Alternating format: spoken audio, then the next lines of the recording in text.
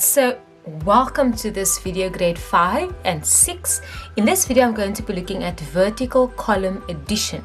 Now the word vertical already tells me I'm going to be adding like this. Okay, now in my class I mark it incorrectly if you do not write it in the correct column. Right? So my first column would be the column of my units, tens, and then hundreds, thousands, and 10,000s. Okay, if you write your numbers skew and untidy, you are making it complicated for yourself. All right, because now if you're adding, you're going to add the wrong numbers with each other. You might make a mistake quite easily. Okay, and we don't want that, right? So let's move on to doing the actual method. Right, so I start adding from my units. In other words, from your right, you will start adding. So in your units, I have 8 plus 1, which is then a 9. 4 plus 0 is just a 4.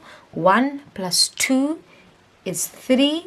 And 3 plus 5 is 8. And 1 plus 1 is 2. Right, now we know that this is actually 1 plus 8 is 9, and 40 plus 0 is a 40, and 100 plus 200 is 300, okay?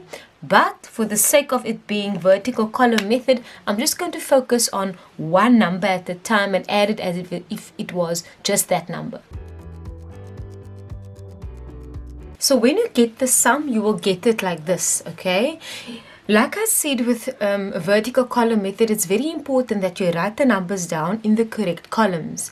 So to make this easier for yourself, look at the numbers that you have to add. Sometimes there might be 2, 3, or 4 numbers.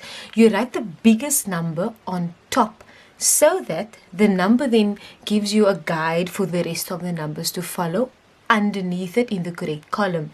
So between these two numbers, I'm going to write this one on top first. Right. Now when I write down this number, I make sure that I write it down in the correct column as it should be. So this 8 should be under the 7, that 6 should be under the 4, that's in your hundreds column, that is in the 9, and that's in the 2. So now you will notice that there's no number in the place of the hundred thousands, and it should be kept open like this, okay? Or you can also just make a dot so that you know there's nothing there. Now, if you had to write this number skew, you would have added it incorrectly. I start adding from my units, which means it's from my further right. And I start adding 7 plus 8. Okay, 7 plus 8 is 15. That's 2 numbers. What do I do now? I write down the 1, carry over the other one. Now, when you carry over, some people write a small little number like that. Okay, so let me just write down the 5 over there. I don't want you to write the small number, the carryover number like that, okay? Because sometimes you might forget to add it again in the column. So I want you to write that neatly on top of the 4 so that it falls in that same column, so that you add them up again. So 1 plus 4 is 5, plus 6 is 11. Again, it's 2 numbers, okay?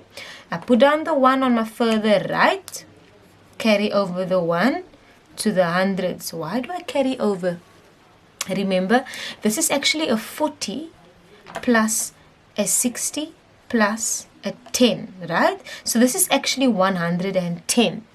This is why the 10 stays in the place of the tens, and the 100 I need to carry over 1 into the column of the hundreds, okay? And that is how carrying over always works, okay?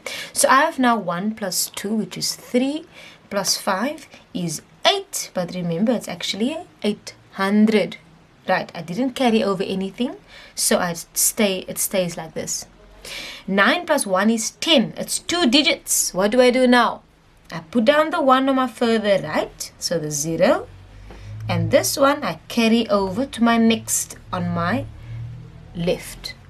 Again, write it big right on top in the next column, okay, so that you don't forget to add them up. 1 plus 2 is 3, plus another 2 is 5. There's nothing to carry over. 1 plus nothing is just 1. And draw a line to indicate that that is your final answer.